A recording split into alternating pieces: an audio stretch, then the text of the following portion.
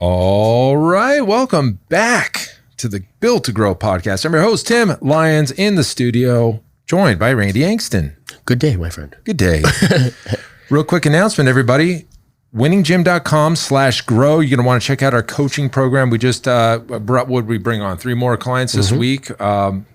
These are gym owners looking to generate or grow their business in a systematic way. Get out of the day-to-day grind. Have very, very clear definition of success, what success looks like, very clear on their business, not having to put out fires every day. Systematic business. Yeah, right? and just removing the guesswork is the biggest thing. This is our coaching program. It's our business accelerator.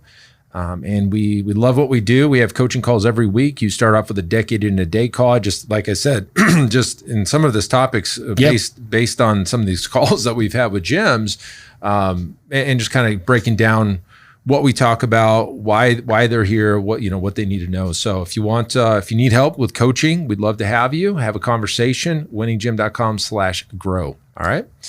So this episode today came up with the conversation, like I said, some of our coaching calls that we have.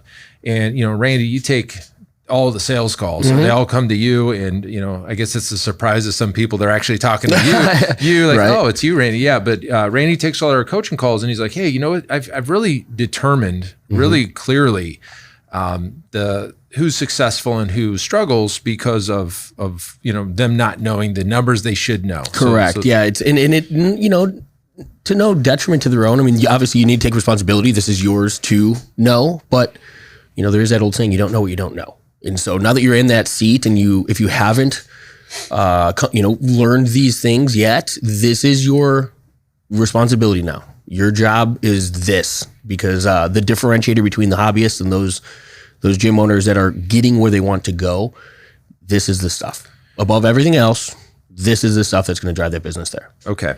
So in this episode, we're going to break down some of the numbers that you should be able to find. I don't think you need to necessarily know these by heart. You should be able to at least have them on a dashboard or easily findable in something that you look at often, because this is the health. This is like the the statistics of your business that will tell you if you're healthy or not. Yeah, so, it's like a business checkup. You know what I mean? You're running through making sure that everything is as it's supposed to be. And this is the health of the business in a snapshot. Right. Okay. So before we get too deep into this, everybody should have professional bookkeeping being done. And, if you don't have that happening, if you're doing it yourself, maybe you're a bookkeeper already in your past life, so this isn't a big deal, but I would highly suggest outsourcing this. This isn't something that you should be doing. I don't think as a high-performing gym owner is doing the bookkeeping. And all bookkeeping is we're plugging in the numbers that come in through the bank to the accounts, right? And that's it. And then you're going to get a P&L. So when you look at a P&L, a profit and loss statement in the fitness business, it's always a snapshot of what happened in the past, right? This isn't forward looking. This is just here's a result. Here's a report card of last month or the month prior, the quarter prior. And so some of the numbers we're going to be talking about in the past and some are in the future. But the first one on the list here is gross revenue. Okay. Gross revenue is all the revenue generated in a given month, or if we're looking at this, or in a quarter or whatever, we'll just say month. You should know what that number is. This number is inclusive of all sales. It's inclusive of memberships, supplements, low barrier offer programs, trials, apparel, whatever it is that you're selling. You've collected this revenue. This would be like deposits. Now, we're going to, I guess, right away, we're getting into what if. Some, I guess, membership management platforms give you the full deposit and then they back out your, I guess, credit card fees after the fact. Some take it out first and give you that as the net, right? So you have to know what's happening in your business, because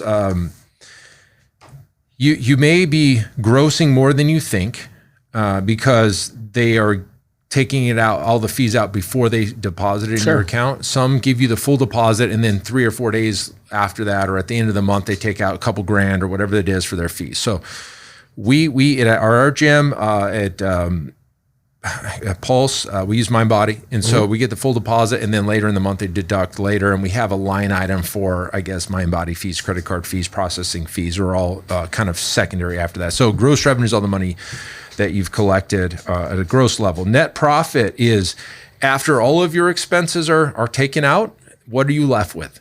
Okay. So you need to know your gross revenue. You need to know your net profit. Okay. And then percentage net profit. So a percentage is of gross revenue. How much of that is profit? So let's just say round numbers, you made $100,000 this month and you have $20,000 left at the end in net profit. You have 20% net profit. That's the percentage of net profit over gross revenue. Okay. Yeah.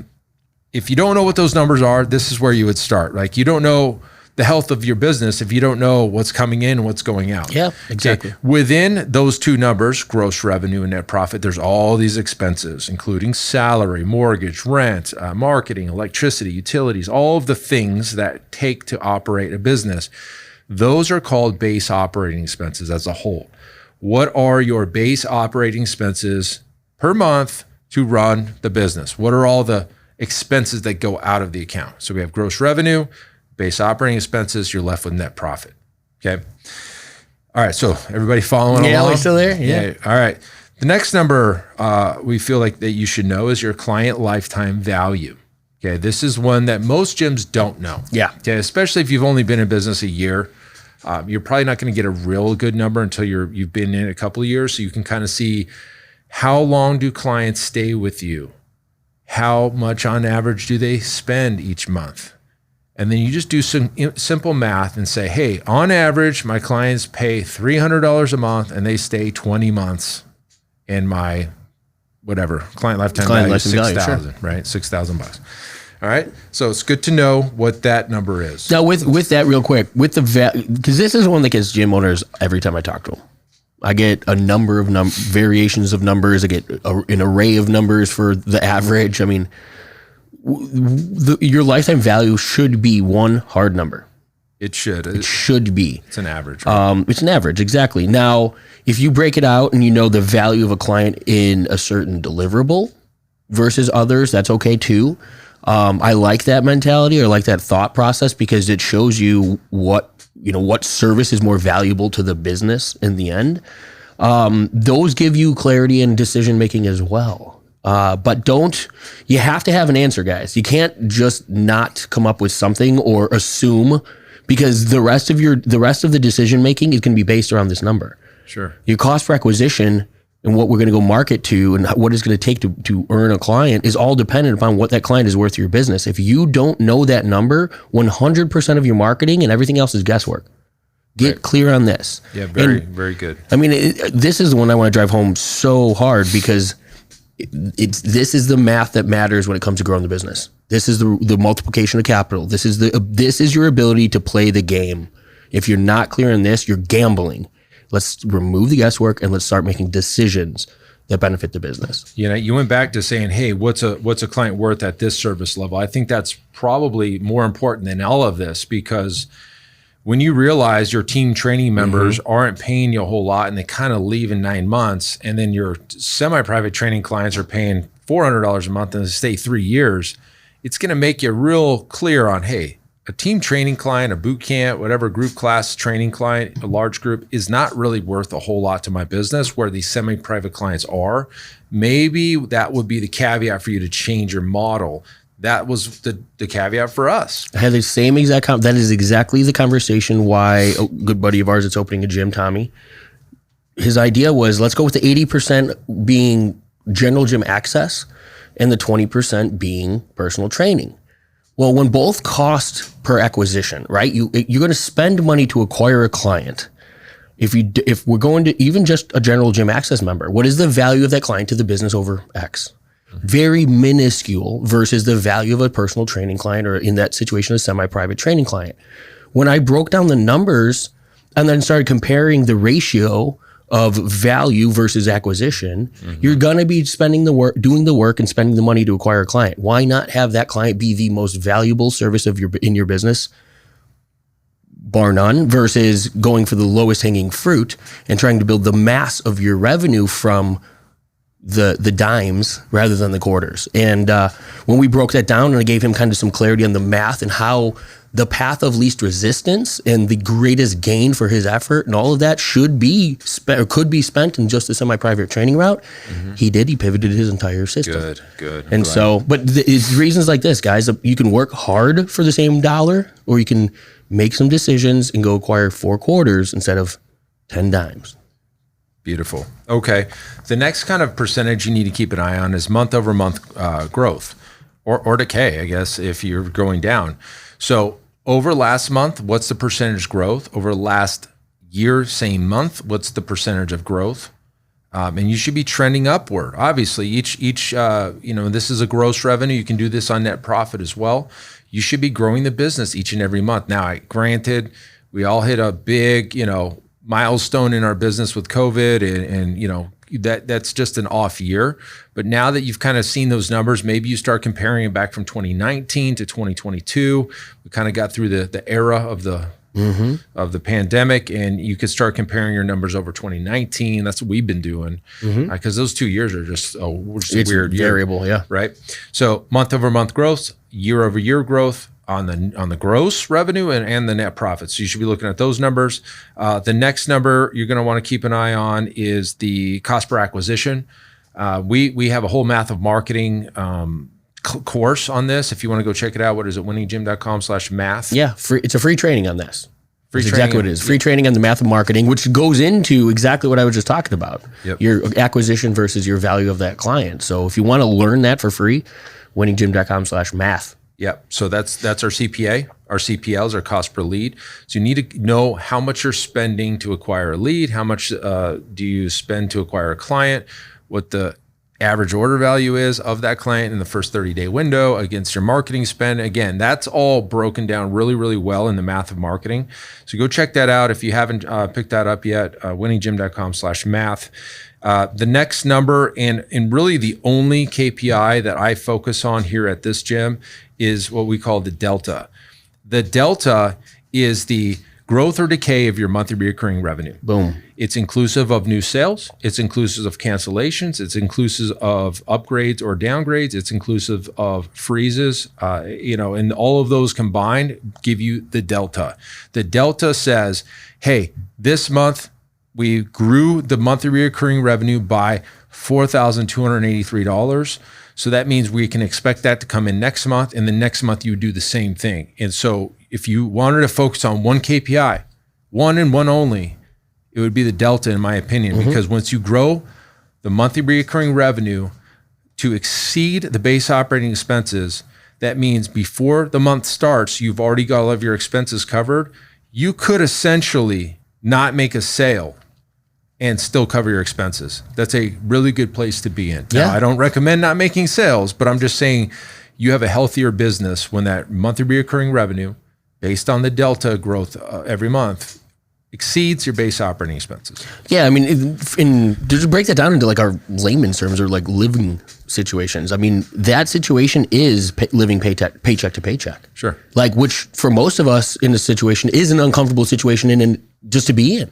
So as a business owner, if you're at that's kind of like the baseline, right? You should be exceeding that every month. And I love the fact that that's kind of the focus. Because if you're not at that position every month, you know that your struggle every single month is outselling what you have to go spend. You already have those expenses. So get that monthly reoccurring to a point where your bills are paid month one or day one. Now your focus is growing that cush, growing that delta, and seeing how far you can push the growth of this facility. Yep. That's fun. And it's not stress. The nice thing is every dollar goes down to net profit. Exactly. And it's not the stress of having to go pay the bills. That's covered. Now we need to go have fun. Let's go grow. Correct. Exactly. All right. Moving on to closing percentages and percentage of marketing. So how many percentages of total leads book appointments? That's going to be a number you want to keep an eye on. How many of those booked appointments show, like as a percentage? I booked 50, 10 showed. That's a 20% show rate, right? Like what's that show rate? And then from show to converted, how many people did you sit in front of? That's your closing percentage. So you're going to want to know each step of that. And when you find the broken link, address that that's situation. where you situate. Yeah. If you're not getting any leads, you start with your marketing. But let's just say you're getting a ton of leads, but they're not booking. You would work on getting that nurture sequences and outbound calls to those said leads to get them to book. Yep. Maybe they're booking, but they don't show. What happens in between there? Maybe you're allowing them to book 10 days out, and by the time 10 days comes in, they forgot they even had the appointment. I mean, there's a lot of little things that you can fix to increase that revenue or that closing percentage. But without knowing these numbers, the point is you don't have anything to look at. You don't know what to fix. And that's that right there. You know, that is a good left to right. There's multiple conversion opportunities in that process, right? Yep. And so if you, to Tim's point, if you don't know where that problem is in that whole system, you're going to throw the whole system out. And now you're working 10 times harder because you don't know what to work on. When you're clear with the data here, you have one exact area to go address, to focus on. You know what I mean? Like the communication, it's only a few text messages, few emails, and maybe some, you know, interpersonal or like direct human reach out at each of those spots. Change a couple of those things, test it. Let the data tell you, did that increase the conversion percentage or decrease the conversion percentage? Or did it stay the same, right? Test, retest. Let the data tell you, you know, how well and how effective it is. Right. But that's a system in place that gives you exactly where in your business to go apply attention. Yep. And so if you don't have those things, that's exactly why you struggle to increase the effectiveness. When you don't, you can't. You're literally throwing things at the wall and hoping something sticks. You don't know how well something's working. So what was the saying? How to take the emotion out of is the data. Data's emotionless, right? Emotionless, right? It's just this is the math. This is what's happening. What do you want to do about it? So that's something that we focus on. The next kind of number we look at would be revenue per client per month. So total revenue divided by total clients in a given month. That's your revenue per client. That's something you always want to increase, right? The only 3 ways to make more money is one of those ways is to increase what your clients are spending. Mm-hmm. Okay. So you could do price raises, you could do profit center stuff. You can sign people up at the higher service levels versus the lower. You can ascend them up into those. We coach it in a whole week on how to increase the revenue per client. Yep. And that's obviously the higher, the better. It's better to have 4 quarters than 10 dimes. And to that point, and this is where, I want to be clear, we teach systems and we teach ways of ascending somebody up into your highest price packaging in our coaching program. Now, it's not done simply for the purpose of just making more money. Each time that happens, the client has to receive a opportunity to get a greater result. Meaning you're going from team training to semi-private, getting a little bit more individualized attention, focus on the actual results they're looking for, not just being in a hot, sweaty room with others. Mm-hmm. Or moving from semi to a one-on-one, right? Individualized attention at its max, highest value to the gym per hour deliverable, per person maybe. Per person. Yeah.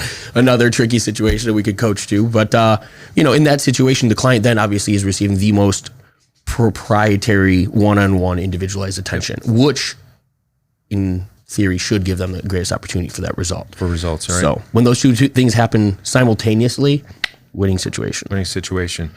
Exactly. And probably not the last thing you should be looking at, because we could probably do a 2-hour episode on just what numbers to look at.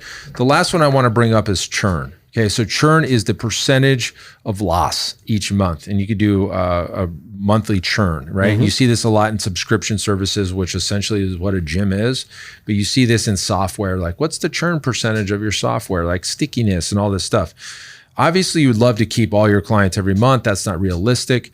So I'm going to give you a quick scale here to kind of know where your grade lives. If you're a 0 to 3% churn, meaning 3% of your base leaves every month, that's an A+. Yeah. It's an A+. Now, I've probably in business over 13 years, maybe had a handful, maybe 10 ever where I didn't lose a client in a month, right? Like it's just going to happen. People move, die, whatever it is, lose their job. The more clients you have, the more unrealistic it is that you're going to ever have a 0. Okay. So if you can do 3% or under, high five. Like that's a gold medal, in my opinion. You can't really beat that. 3 to 5%, 3 to 4% is an A, probably an A-. Getting 5 to 6%, that's a B. So Okay, 5% of 100 clients is 5 clients, right? You're going to lose 5 clients. That means even at a B, you're going to lose. You have to recover those 5 clients before you can even grow. Yeah. So this is a case in point for having less clients paying more money because you have less to, basically replace every month to just break even, right? We have a whole episode. Yeah, we just did a couple weeks ago. 7 to 8%, you're in the C minus D range, and then 8% plus, look, that's an F. Like if you're going 8, 9, 10% in a month, that's a bad month for you. And I've had them. I've had 10, 12% churns in a given month, and that could be for a lot of reasons. It could be maybe staff turnover. Staff turnover is the biggest one. Actually, there you go. Yeah, you lose a coach, you're going to see a high churn. Yeah. And it's just unfortunate part of this business. But yeah, so like things like that are just a one-off thing. Like you want to look at the average over the entire year. What did it kind of look at? And this is one of those areas where there's, like the 0 to 3. We can't stop somebody from moving or the occasional death. Right? Like there are inevitable situations. That's the only time you interpret data, right? You know what I mean? And then I'm not saying that you change or you deny those numbers. That's not what interpreting data is. Interpreting data means I'm not going to beat my team up this month because we didn't lose a client. He passed away, right? Yeah. You know what I mean? You're interpreting it to understand that data. If somebody leaves and takes, if a trainer leaves and takes a percentage of clients with them, that is data that's interpreted, but every one of those clients is yours to keep. That's the difference, right? Like one of those situations can't change it. The other, which was 10 times more impact to the business, is 100% in your control. Correct. And it might be difficult. And again, I'm not saying that you're not going to lose anybody, but there are things in your control with staff turnover that you can mitigate, that you can win over and not let that become an F that month. So exactly. And probably the biggest takeaway when you're starting to see this churn, in fact, you should do it for every exit, like every exit of your business. You need to know why. Exits. Like an exit poll, an exit meeting, and like you could even send them a questionnaire, like one of these 5 things. What are the things that the reason you left? And it could be as simple as, financial. It could be any of these things. What are they? You got to get to the real answer because a lot of times they're not going to tell you the real answer. And so you need to have that open, honest conversation because without knowing that data, you can't fix that. And that's the whole point of this episode is to know what to fix in your business, know what numbers to look at in order to make those decisions and make your decisions around data, not feelings, gut. I have a gut feeling that we should, put a hack squat machine in this gym. I have a gut feeling that clients are going to love it because one person wants it. Yeah, somebody mentioned it. Yeah. So again, guys, this is not an exhaustive list. This is just kind of some nuts and bolts. And if you listen to all of these and you're like, I know exactly what those numbers are in your business, high five to you. Absolutely. High five to you. If you don't know any of them, hey, we got some work to do. If some of them were a little obscure, like, I haven't really thought about that. Well, that's just kind of your little kick to like, hey, let's go get this numbers and we'll start tracking them month over month over month over year over quarter. And then you know how your business is doing. And then you also know what to fix in your business. Yeah. And, I understand there's a million different things that we could go do to grow the business or to what we're told can grow the business. Like, the branding stuff that's real fun. Go create content and do all that stuff. Go, buy another lead generation agency play. Like all of those things are great, guys. But if you can't stand on this, your business doesn't have legs. It doesn't have the foundation it needs. All of those are supplemental.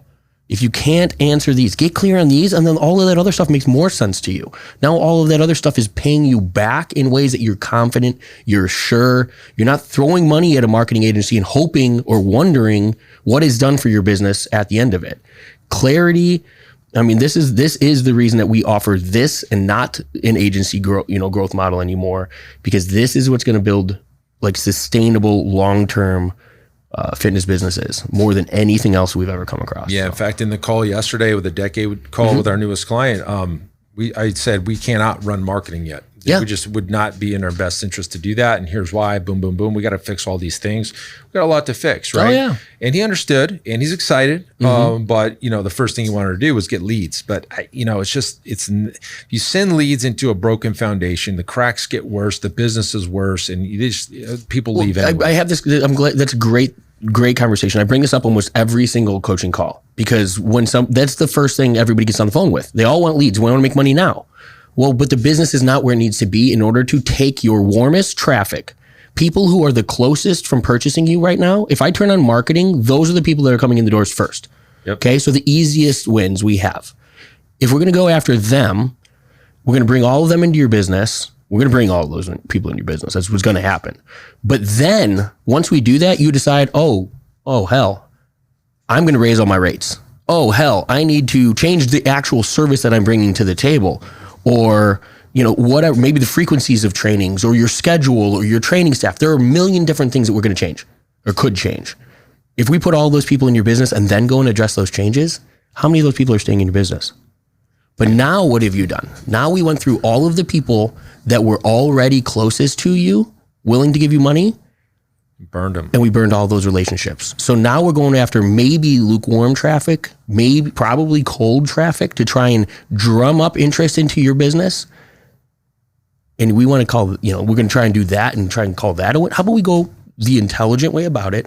We fix the holes, we tune up the engines, and then we put people in the boat. Yeah. Yeah, maybe. So it's the smart way of going about it, guys. But yeah, and it's sometimes it's difficult to have those conversations because gym owners, you want the leads now, and it sucks sometimes that you have to kind of realize there's a lot of things we got to fix, but you're way better off doing it this way than the opposite. Just like Randy said, you're going to burn all those relationships, and I've seen it happen. Go to the CLV. You want to have somebody who's going to pay you $250 this month, or do you want to have somebody who's going to pay you $250 for 6 years? Yeah, every month. Right. Like that's the difference. We can do that today. I can get you the sale for this month, but that person's not going to stay here because your business isn't where it needs to be to keep that person. So exactly. Great points. Yep. All great points. Hopefully you heard this loud and clear. Hopefully that helped you. Hopefully you've decided to, take control of this. Now that you do know some of this information, it's your responsibility to go get this info, get it in front of you, look at it month after month, get with your CPA or your bookkeeper, make sure you get those reports, get into your membership management software, look at the churn, look at the member revenue per member and all that good stuff. Hopefully this helps. You're probably going to want to listen to this one a couple times. Until next episode, guys, keep changing lives. We'll see you on the next show. Bye. All right. And thank you for listening to that episode of the Built to Grow podcast, where we help gym owners win. Now, do you want to connect with me and other gym owners online? All you need to do is join our private Facebook group, Business Talk with Fitness Professionals. Just head on over to Facebook and type in Business Talk with Fitness Professionals. And when you do, we're going to give you our 10 marketing strategies 7-figure gym owners use to win. I look forward to seeing you in the next episode. Until then, keep building something great.